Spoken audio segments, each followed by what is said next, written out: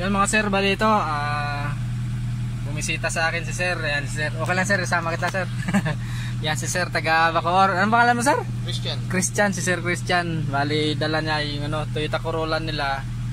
Bali ang problema yung speedometer hanggang 40 lang sir, no? Kahit matulin na, no? 40 lang.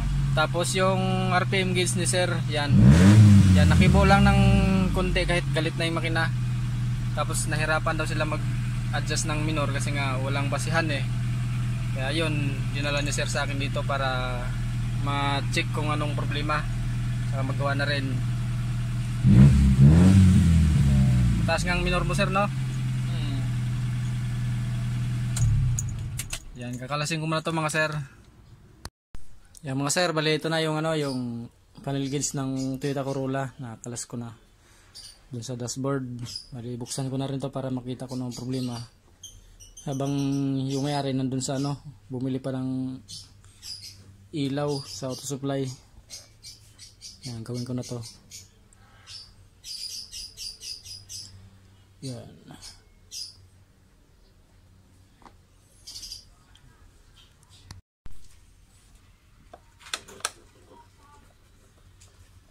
Wala problema lang naman ito mga sir, yung RPM gauge at saka speedometer. Yung speedometer kahit matulin ang takbo, hanggang 40 lang daw iangat. Tapos yung speedometer, RPM, kunting kibo lang pag ginapakan yung accelerator. Yung sa speedometer, 60 na daw dun sa GPS. Sa Google, sa kanya dito 40 pa lang.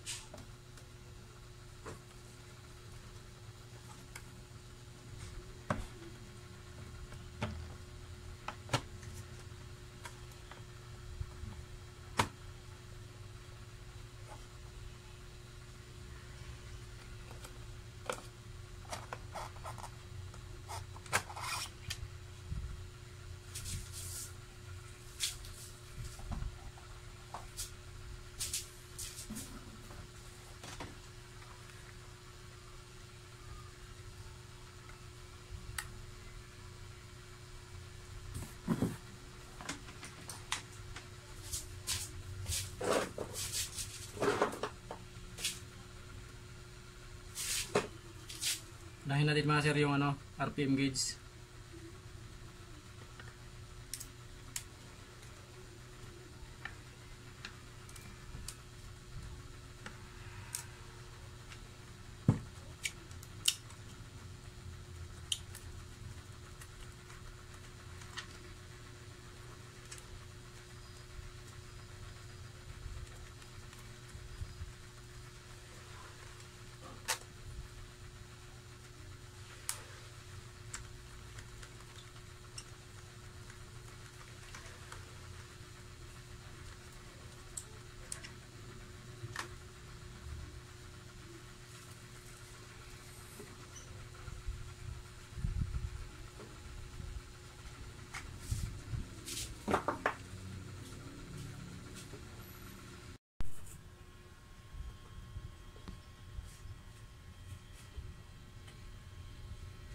So mga sir, to sunog yung dalawang kapasitor ng RPM gauge ni sir, kaya mababa lang yung palo. Napalo lang siya ng ng 100 kahit galitin ng galitin yung makina. Kasi hindi nga nila matimpla yung tamang minor ng kotse mga sir kasi nga walang basihan dito. So, papalitan ko yung mga sir, yung kapasitor.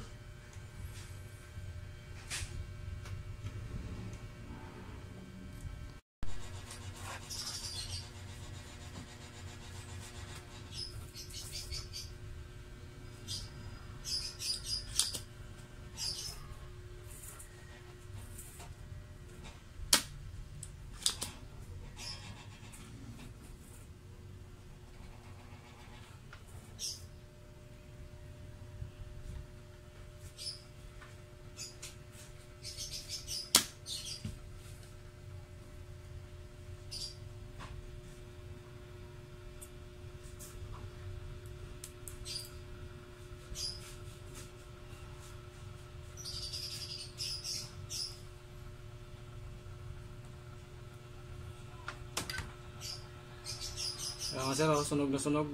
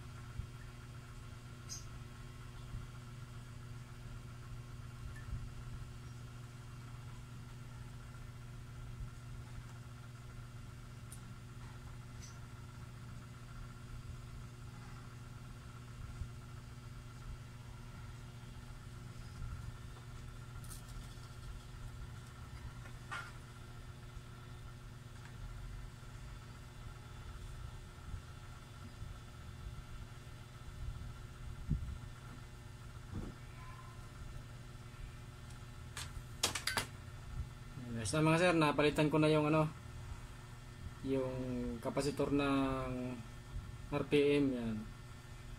Bali yung speedometer naman ang isusunod ko.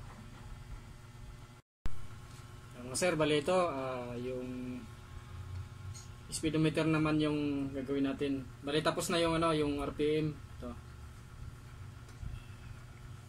Ito naman speedometer.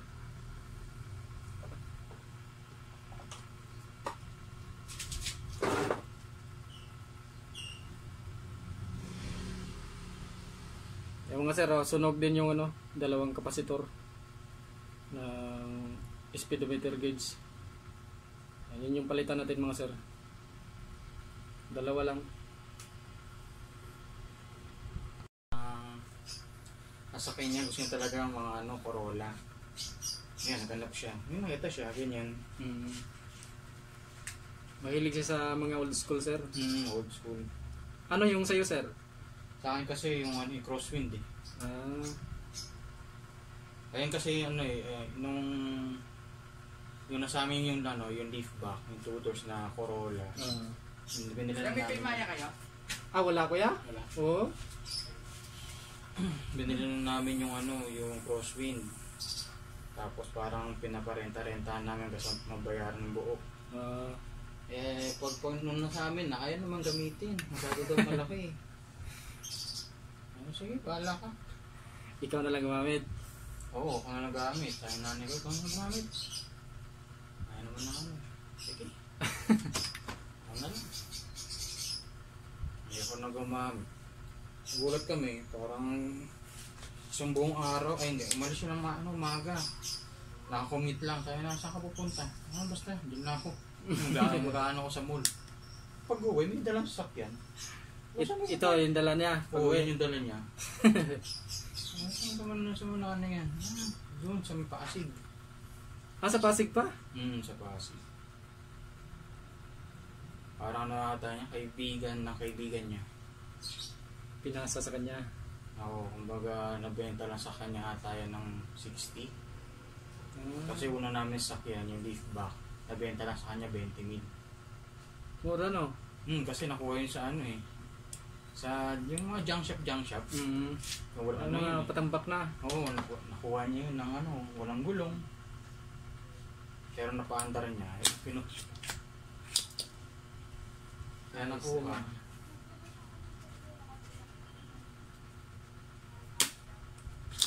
Mahilig pala talaga sa magpaano ng mga luma, no? Kasi ano subukan niya na din na kahit baha ng interior niyan.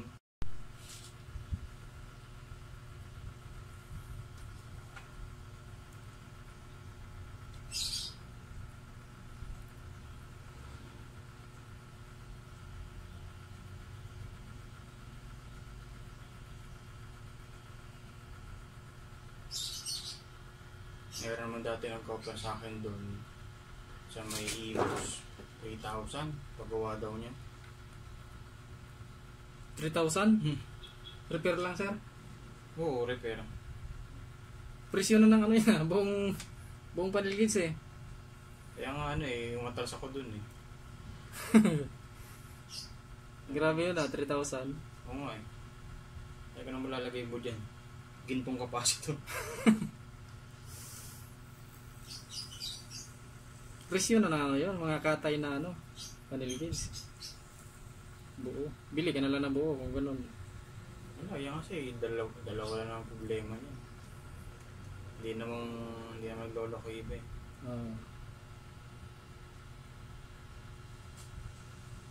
Yan dalawa, yan sa dito. Sa gasolina tsaka dito sa temperature, sir. Hindi naman pasira yan. Hindi ba? Nagkana naman sa kanina, sir ba? Tinignan ko rin kanina eh.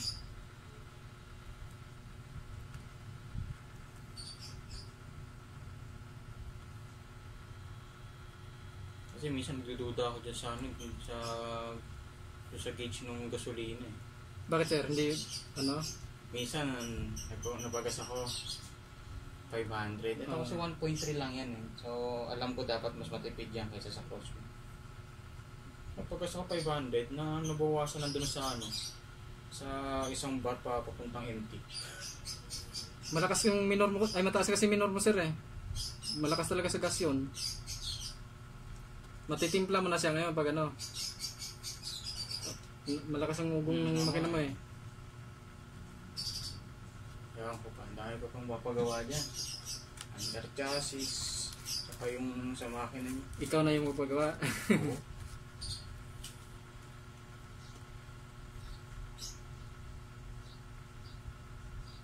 Naghanap ako ng ano eh, ng mga nagpapa ng under chassis. Marami dyan sa imo, sir eh. Yung mga sir, bali ito na.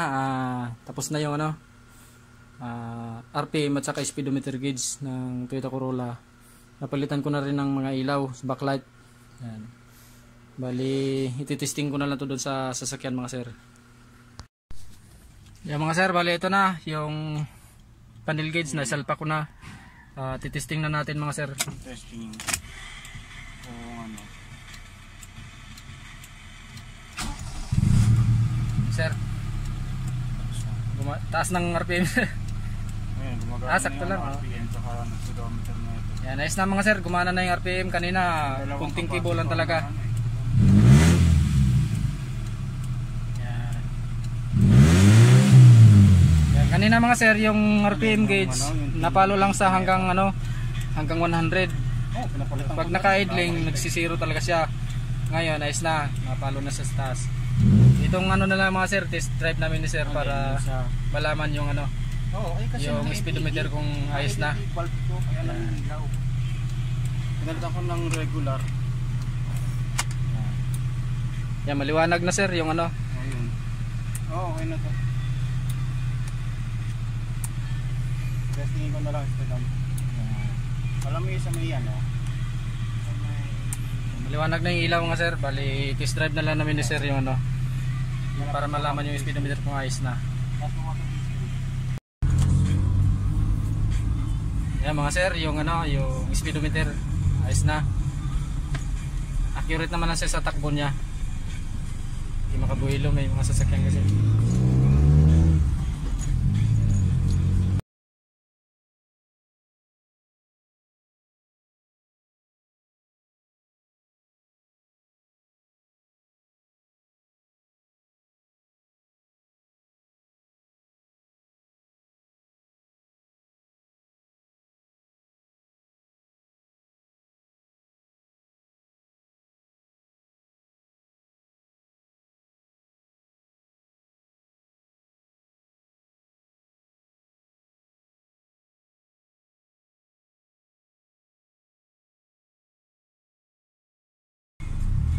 Pag ganun takbo sir dati, mababa lang talaga. So nag-zero lang yan. Zero lang yun, ganun takbo.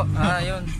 Ayos na pala kasi sabi ni sir, sa ganun takbo daw kanina, zero lang daw talaga yun. Tapos pag sobrang tuloy na sir, saka siya naangat.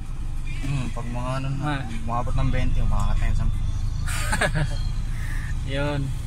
Pag 60 yung takbo mo sir, naangat lang 40. Oo, 40 lang yan. 40 pag nag-60 na yan, sabihin nasa 120 na yan. Ayun. Yan, ayos na mga sir, yun lang yung bali nagpalit lang ako ng capacitor, dalawa sa speedometer tapos dalawa rin sa RPM. Diyan sir, kaliwa na tayo dyan sa may 7-Eleven para balik tayo doon. Yun lang, maraming salamat.